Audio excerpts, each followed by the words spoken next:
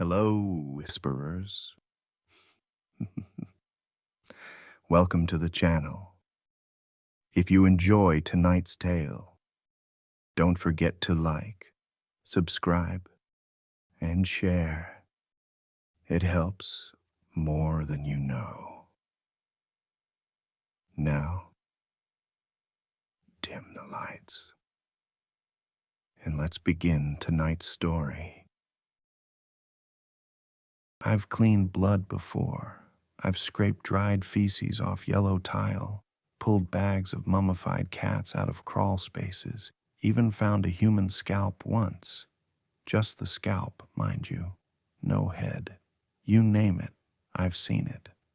That's the deal when you clean out hoarder homes for the city. No one calls us for the tidy ones. But this one on Sycamore Hill, it got under my skin in a way nothing else ever has. It started with the cold, not outside, inside. That house was dead silent and still, but the air carried this strange density, like all the warmth had been sucked out and replaced with something older, heavier. The house belonged to a woman named Marlene Ellering.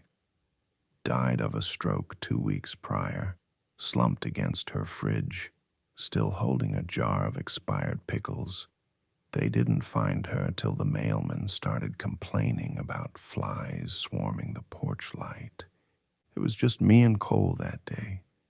He was a skinny kid with twitchy eyes and Bluetooth earbuds he never took out, always chewing gum, snapping it like it gave him some kind of control over the world.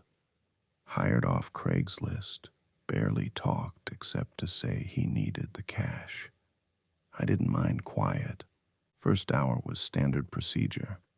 Photos for documentation, basic assessment of the structural issues, checking the power and water, none, and making a path through the front hallway. The stacks went up to our shoulders. Junk mail, magazines, disintegrating cardboard boxes, a nest of spoiled tax records under a blue tarp. Mold climbed the wallpaper like veins. "She lived like this?" Cole mumbled, nose tucked into the crook of his shirt. "Longer than we've been alive, probably," I said, shoving a stack of VHS tapes out of the way. They collapsed with a dry clatter, sending dust spiraling into the air. My eyes stung instantly. We found the first dead rat by the fireplace. Whole thing mummified, its mouth frozen in a rictus grin, claws twisted inward like it had tried to hold on to something before it died. A bad omen. Cole wanted to bounce then and there. I told him to suck it up. It wasn't until we reached the hallway behind the kitchen that things started to feel off. The door at the very end wasn't like the others. It was thick, made of a darker wood, looked newer than everything else in the house, like someone had replaced it within the last decade. But the strangest part, it was nailed shut. I don't mean boarded, I mean nailed. Long, rusty framing nails driven right into the frame at awkward angles. Someone had done it in a hurry, or maybe while panicking. 10 of them in total. 3 across the top, 4 along the side, 3 near the bottom. The pattern wasn't clean. It looked like someone trying to seal something in. "Jesus," Cole said, snapping his gum twice. "What the hell?" "There's something behind it," I muttered, stepping closer. The air smelled sweeter back here, but not in a good way. It had that cloying chemical sweetness you get from long-dead meat kept somewhere it shouldn't be. The smell that means don't open this. The hallway felt too still. I knocked on the door, softly, not sure why. Instinct, maybe. There was no echo, just a dull thunk like the door was absorbing the sound. And then, barely audible, I heard it. a sound like something shifting, like nails on old wood. Scratch, scratch, drag. Probably rats, I said out loud, but my voice came out too fast, too loud. Even Cole noticed. We left that hallway alone for a bit, focused on clearing the living room. Found a mountain of phone books, some still in the plastic, a box full of old teeth-whitening pamphlets, a trash bag full of hair. Just hair, long gray strands tied off at the roots with twine. I didn't mention it, didn't want to spook the kid further, but the whole time we worked, I could feel that door behind us, like it was watching, breathing. By mid-afternoon, Cole was done. He didn't say goodbye, just dropped the trash bags by the porch, muttered something about bad vibes, and walked off down the driveway. Never came back, not even to collect the second half of his pay. I stayed. I shouldn't have. The sun was starting to dip behind the trees. Light filtered through the filthy windows in slats, making everything inside look underwater, gray and flickering and warped. I stood in front of that sealed door again, one hand resting on the handle. The doorknob was cold. I stood there longer than I'd like to admit, listening. No scratching this time, no movement, just that sick, sweet stink pushing through the cracks. I pulled out my multi-tool, wedged the back of the hammer under the first nail, and worked it loose. It came out with a whimpering groan and flaked rust across my shirt. One by one, I pried them out. My pulse picked up with every nail that dropped to the floor. By the time I pulled the last one, my ears were ringing. I hesitated, pressed my ear to the wood. Nothing. And then, deep in the house, the grandfather clock chimed. Not digital, not electric, but I hadn't seen one. The sound came from somewhere above me, like the house was remembering how to keep time. I turned the knob. The door opened slow. Hinges moaned like something in pain. The smell hit me first, a thick wave of rot and copper, like a butcher shop left in a sauna. My stomach lurched. I covered my face and stepped in. The room was quiet, still. No windows, just a bare bulb hanging from a chain, flickering like it was about to die. Shelves covered every wall, floor to ceiling, and on those shelves were jars, hundreds of them. Glass mason jars, baby food jars, pickle jars, prescription bottles, anything that could hold something. Each one was labeled in faded black marker, each one filled with teeth, human teeth, small ones, big ones, yellowed and new. Some still had pink tissue clinging to the roots. They were sorted by category, by size, by age. Infant, toddler, child, teen, adult, senior. Some were even broken down further. Molars, incisors, cuspids. My mouth dried out instantly. My tongue curled back as if to hide. I took a shaky step forward. At the center of the room was a dentist's chair, one of those old clunky ones with cracked leather and rusted joints. Strapped to the armrests were leather belts, the kind meant to hold someone still. The floor beneath it was stained dark brown, the color of something long ago spilled and soaked in and scrubbed again and again but never gone. There was something resting on the chair's tray, a single baby tooth, polished, perfect, still warm. I swear to you, I swear, I hadn't touched anything. But when I turned to leave, the door had closed behind me. and someone had nailed it shut from the outside. I didn't scream. I want to make that clear. I didn't panic, not out loud anyway. I stood there with one hand still resting on the inside of that door, heart pounding hard enough to feel in my wrists, and I told myself this was just a draft or the house shifting. But there was no breeze, no shifting, and those nails, they were back, all 10 of them, bent in the same angles, same spots, same rust. I even checked the floor, empty, no hammer, no discarded nails, nothing but scuff marks where I'd stood, like none of it ever happened. I didn't try to open the door again, just stood there, slowly backing away from it, until my legs bumped the dentist's chair. The tray clattered, the baby tooth rolled and stopped at the edge, like it was watching me.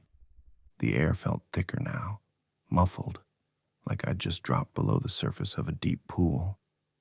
My ears started ringing with this high, needling pressure, like altitude sickness.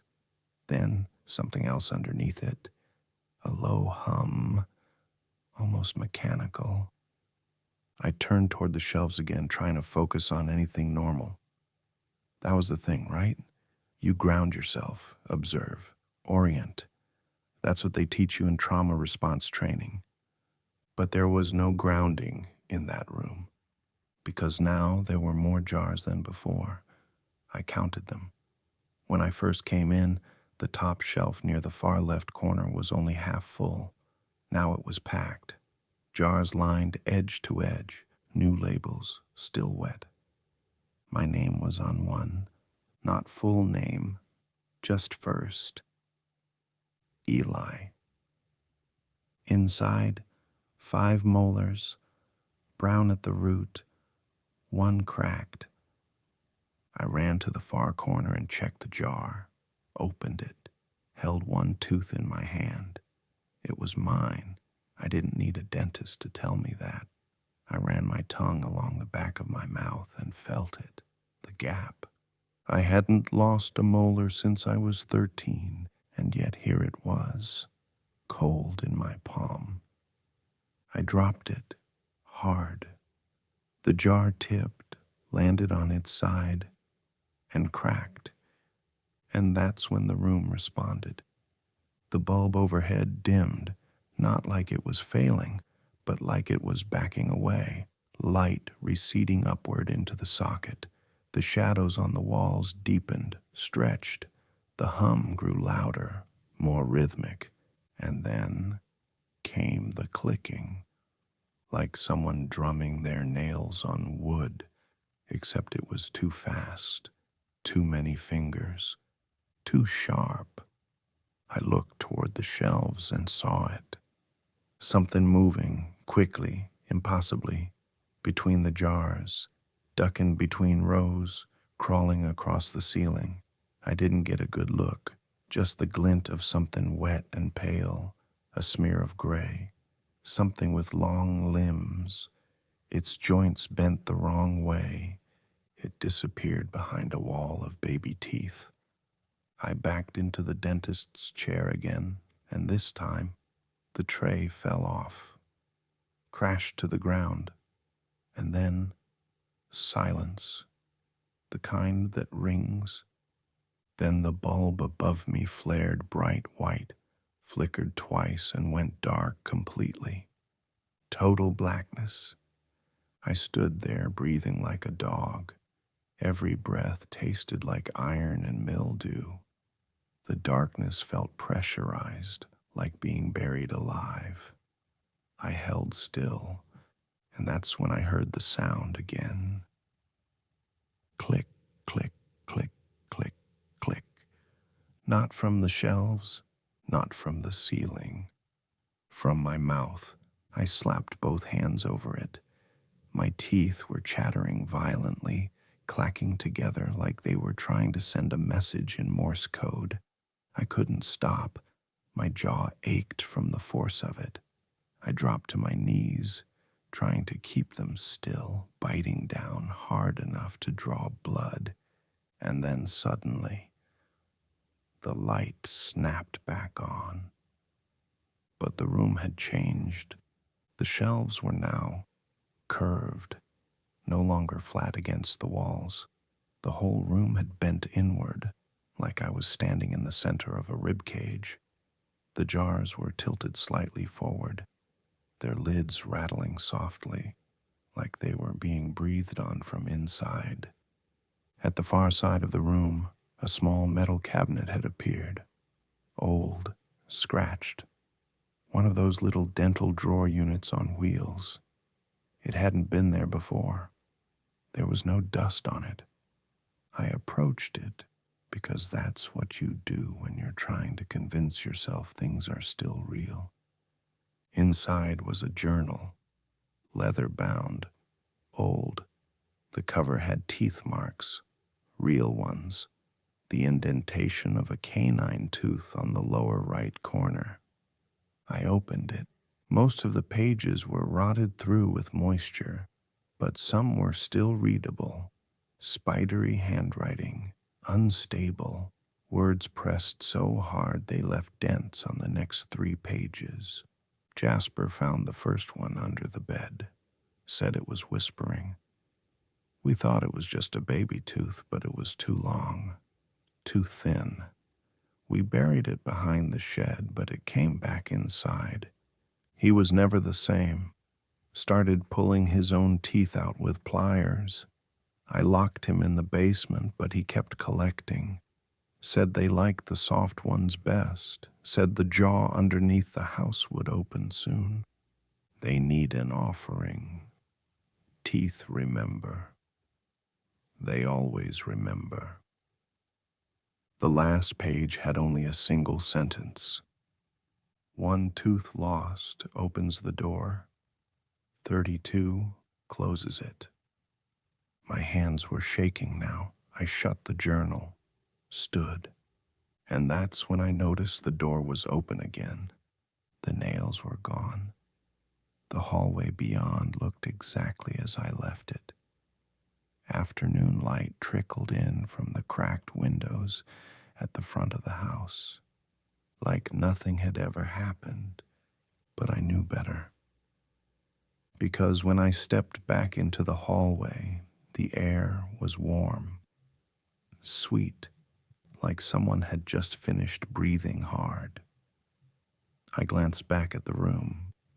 It looked the same as before, ordinary, dusty shelves, sealed jars, no cabinet, no dentist chair, no baby tooth on the tray.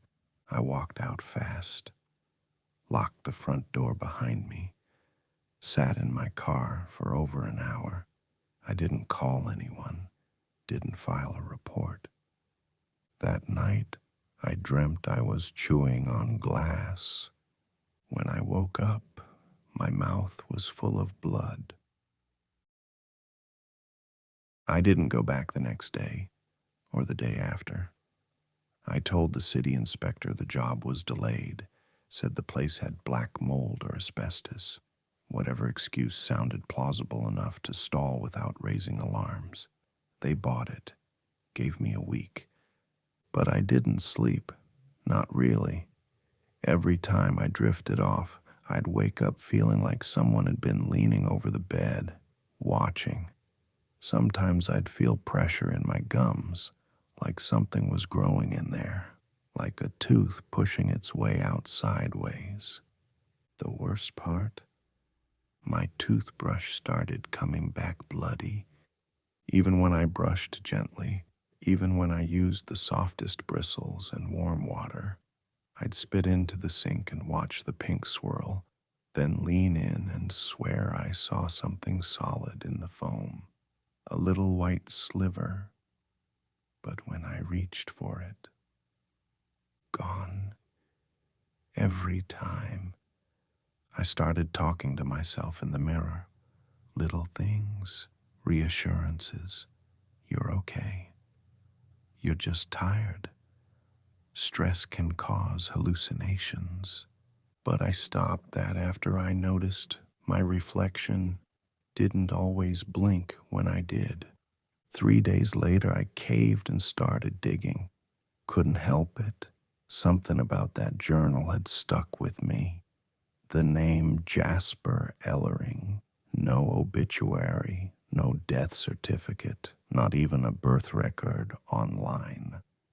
But I found a single mention in a digitized scan of the 1958 Colton Gazette. Dental Youth wins blue ribbon, Jasper Ellering, age 9, awarded top honors for his model molar diorama at the state science fair. Local dentist praises his unsettling level of anatomical accuracy. There was a photo. I stared at it for a long time. It was the smile, not the size of it, the shape. Too many teeth and not all of them where they should be. I counted at least 5 extra along his upper row. Some were small, pointed. I printed the photo and brought it with me. I know. I shouldn't have gone back. But it felt like not going would be worse. Like ignoring it was giving it permission to get closer. Like it already was. When I pulled up to the house again, the grass looked taller, like it had grown faster than it should have. Vines clung to the front porch. The mailbox was open and empty, like someone had been rooting through it. Inside, the air was still, warmer now. No sign of mold, no dead rats. Everything smelled faintly like iron and peppermint. I headed straight for the hallway. The door was already open, not ajar, open, swung wide like it was waiting. I half expected to see the chair again, the jars, the labels. But what I found was worse. The room was empty. No shelves, no jars, no light bulb, no chair. Just a hollow space with deep gouges in the floor, like something had been dragged out. Long streaks in the wood, some smeared dark brown. Old, but not that old. And carved into the back wall, deep enough to crack the plaster, were words. Close your mouth, or it'll find you. I staggered back, almost tripping over something. It was the cabinet, the one with the journal. Same size, same scratches, sitting alone in the corner like it had followed me out of a dream.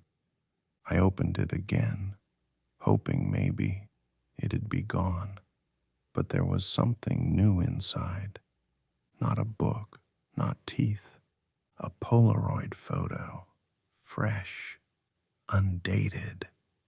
It showed the room I was standing in.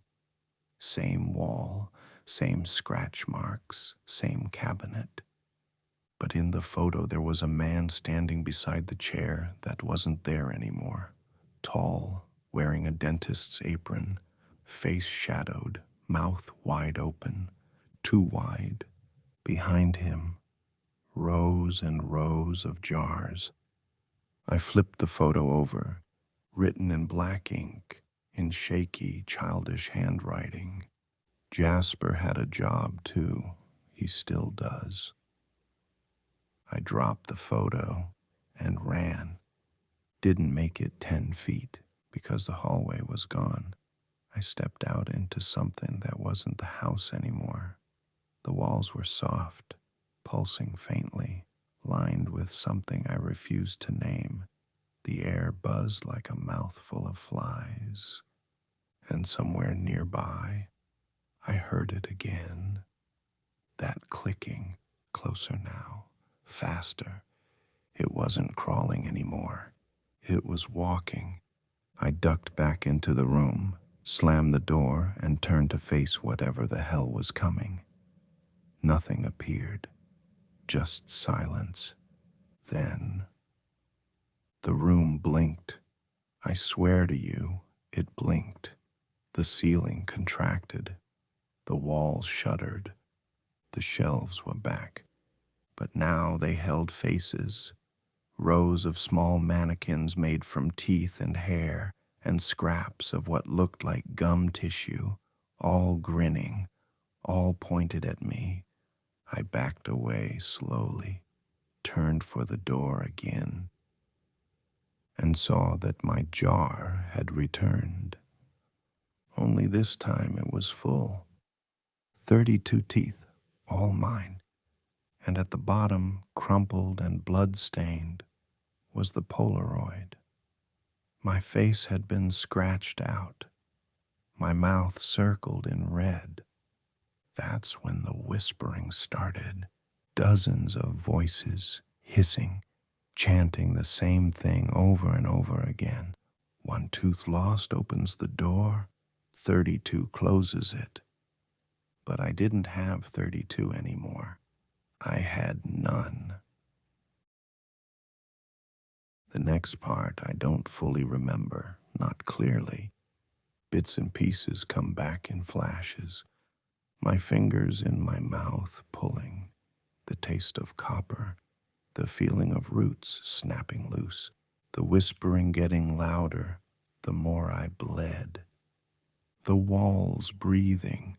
I don't remember walking out of that house, but I must have. A neighbor said they saw me stumble down the porch stairs, shirtless, barefoot, soaked in sweat, and mumbling something about the jaw and the floor. I don't even know of a neighbor. That house is supposed to be alone on the hill. I checked the property file 3 times. They said I collapsed by the mailbox. When the paramedics found me, I had packed my mouth full of tissue. Every square inch between my gums and lips was stuffed, like I was trying to keep something in or out. They sedated me. I woke up in a hospital 2 towns over, a psych hold, room 214. There was a mirror bolted to the wall, and I couldn't look at it without shaking, because I could feel it, the absence. No teeth, none, not a single one.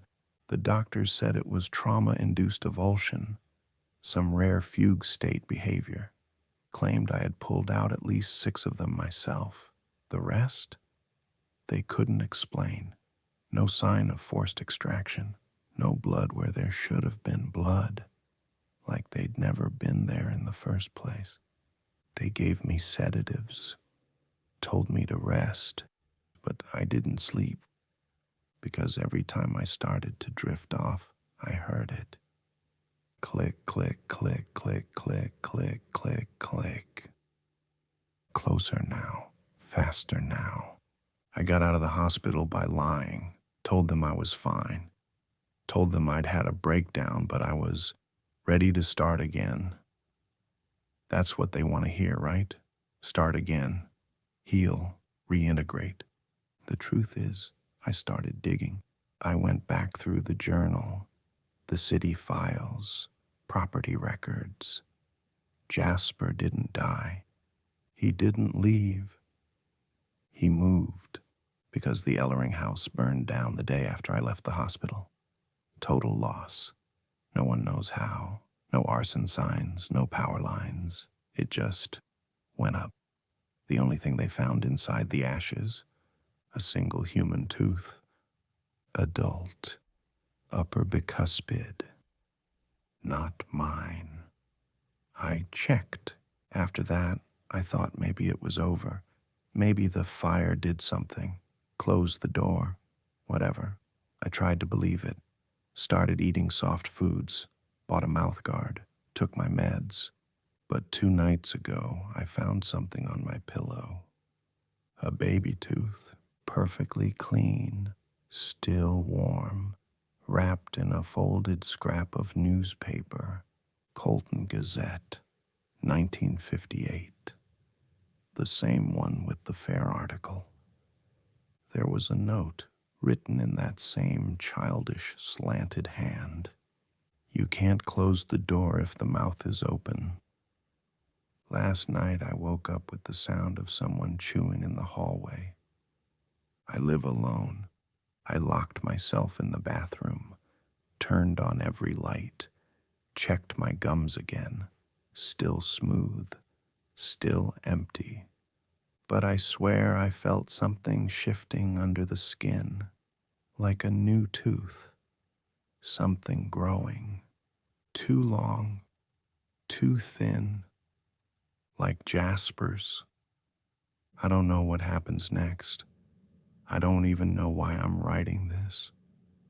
I think maybe I'm leaving instructions, or maybe I just want someone to believe me, because I don't think it's after me anymore. I think it went through me. I think it's out. And if you find a tooth that doesn't belong to you, don't pick it up.